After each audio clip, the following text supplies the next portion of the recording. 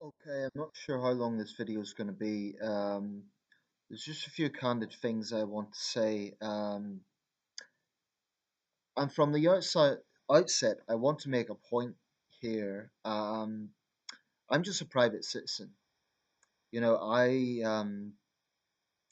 don't work for any sort of government agency. I observe, I reflect on information that I see from a variety of sources, from a variety of media outlets, from careful consideration of the information that is available. That's all anyone can do. But I want to talk about the war in Syria and why I believe that what we're seeing with this is a very, very profound information war. And what concerns me is that Russia is winning this war, but it's based on massive distortion. Massive distortion. Um, I'm not going to give a long chronology of the history of the war in Syria, but basically, when did it begin? It began in late 2010, early 2011, long before ISIS became a major issue, and it began when Bashar Assad, Syria's dictator, responded to the Arab Spring in his country with brute force. Now, those people protesting in Syria at the beginning of this war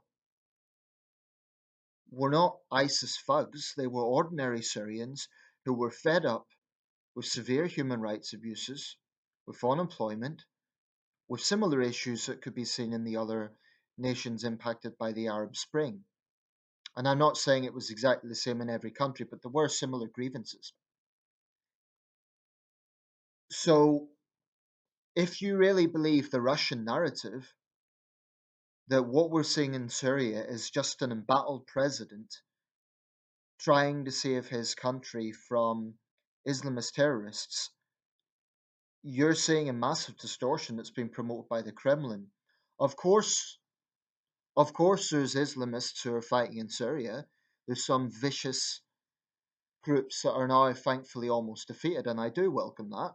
Any rational person should, the likes of ISIS and other vile Islamist groups.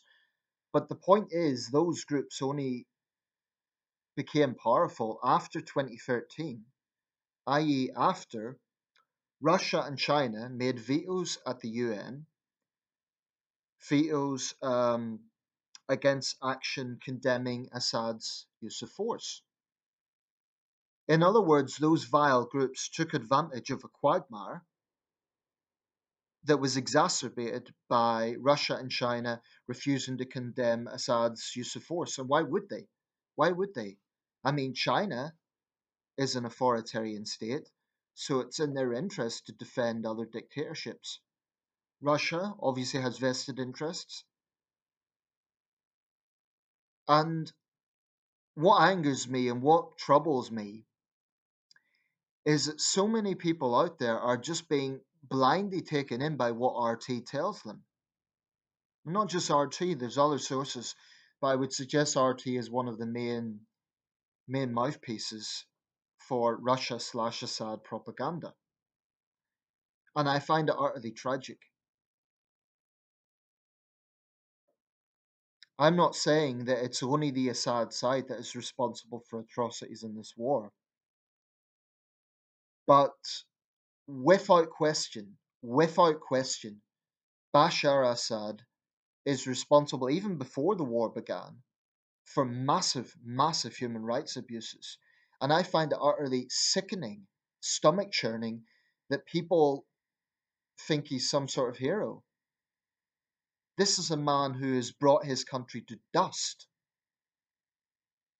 And by propping him up, what has Russia done? They have put out this narrative that, oh, look at ISIS. The West backs ISIS, which is complete bullshit. There's zero evidence for that. How often do we hear the line, oh, the West created ISIS? At best, there's a vague series of events which led to the rise of ISIS. But I have yet to see anybody provide solid evidence that the West created ISIS as a policy position. And I'm sick and tired of hearing people churn that out. This is very important because it then lends to this narrative that the West is trying to destabilize Syria by, creating this vicious, sadistic terrorist organization that's anti-Assad. The fact of the matter is, Syria is not a two-way conflict. It's an incredibly complex situation that's only got more complex as each year has went on. But I find it utterly disgusting that Russia, which is directly responsible for thousands of civilian deaths, which has been bombing civilian areas in Syria, is now being held up as some sort of heroic force because they've backed Assad. Now, militarily, Assad's got the upper hand. And never has the phrase been more true, the winners write the history. That's what's happening in Syria, except this time it isn't the West, it's Russia and Assad. I think what's kind of happened here is the ghost of Iraq. Because the West's credibility was massively damaged from the 2003 Iraq War, understandably so, because that was a war based on extremely flawed intelligence. It was a war that turned out to be a bloody quagmire. I believe it was a grave mistake. Because of that, then people are saying this is the same situation, but it's not. It was the coalition that started the war in Iraq in 2003. But it was Bashar Assad that started the war in Syria. So it's a very different situation. The only connection really is that they're neighboring countries. But it's a very, very different situation. I think the war in Syria is more akin to the war in Bosnia than it is to the war in Iraq. Um, and unfortunately, so many people are being taken in by this distortion. I am not going to say that the West has blamed this regarding the war in Syria, but when David Cameron took military action against ISIS, that really flies in the face of the argument the West created ISIS. Why would we create an organization, a sadistic death cult, that wants to attack our cities? Now, you can go down the conspiracy theory line. Oh well, it's to condone a war on Islam, or it's to provide an excuse for military action on Syria. But the question is why? That has to be the natural follow up. Why would the West create, as a matter of policy, why would the West create an organization that wants to slit our throats? Does that make any sense? I mean, from a political viewpoint, forget the moral viewpoint, from a political viewpoint, would that make any sense?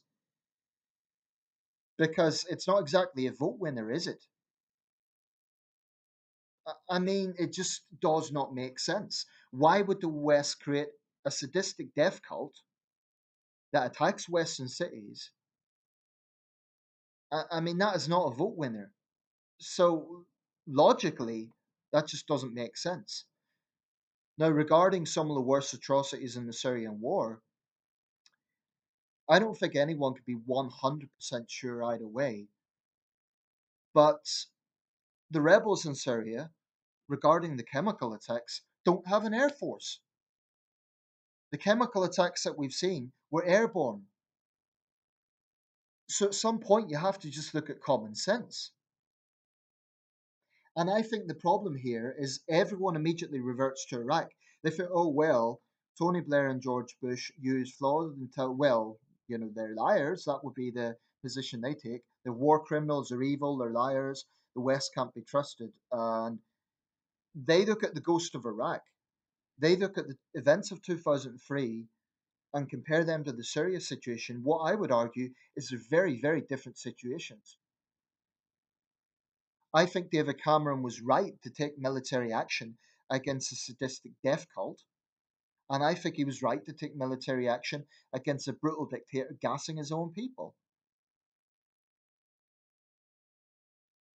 And the fact that both those forces are opposing each other only, in my opinion, flies in the face of those who say that the British and Americans and French are somehow backing ISIS or somehow responsible for ISIS.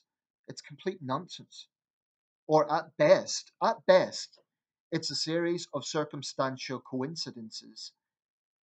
I suppose you could argue that the instability and the quagmire that was created in Iraq after 2003 led to the circumstances in which ISIS rose. And that's an argument that is valid. But what really makes me angry is when people come out with this sweeping statement the West created ISIS as a policy position. It didn't. And the problem is this lie has been told so many times by Russian state media, by conspiracy theorists. It flooded the internet. So when it comes to Syria, unfortunately, the bulk of opinions now is the West can't be trusted, and Russia are the liberators of Syria because they're backing the winning side. Sadly, that's about the height of it. But history must recall that Russia has backed a murderous dictator who's gassing his own people. And I find it tragic that this distortion has taken sway, and unfortunately, it has won. It's tragic. It's utterly tragic. 500,000 dead, millions of refugees,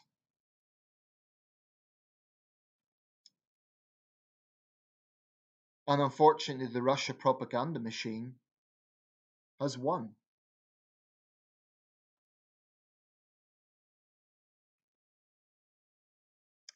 And I do think a large part of it is a fallout from Iraq because of the flawed intelligence of the Iraq War. Then every conflict in the Middle East is now blamed on the West. I'm not going to say the West is innocent. Of course it's not. Every powerful player has blood on their hands when it comes in the Middle East. The difference is Russia escaped civilification that went in the direction of Britain and America after the Iraq War. I mean, where were the mass demonstrations against Russia when they were bombing Syrian civilians, as was seen against America and Britain in 2003? There's obvious double standards there. So I do think the 21st century is going to be defined by these sort of media wars. And if we really are serious about countering the Russian threat, I think we need to see Russian state media as a weapon in the same way that rockets are. Russian state, I was going to say propaganda, Russian state lies, just outright lies, distortion. Um, it's a weapon. And unfortunately, it is working because many people in the West are being taken in by it. Putin's useful idiots. And I find it so frustrating and so tragic because the men, women, and children who have been a victim of Bashar Assad, they're not Islamists. You know, they're not ISIS. They're just ordinary men, women, and children who have been brutalized by this evil regime, not just throughout the war, but before it as well. And when we look back at the Iraq War, All the analysis is on how awful a mistake it was, and I believe it was. But people conveniently forget that Saddam was a genocidal dictator who gassed the Kurds in the Al Anfal campaign, who started the very costly Iran-Iraq war, who invaded Kuwait, who presided over one of the most vicious regimes in modern history, and who routinely flouted UN resolutions. Why is it people overlook these things? I'll leave it there.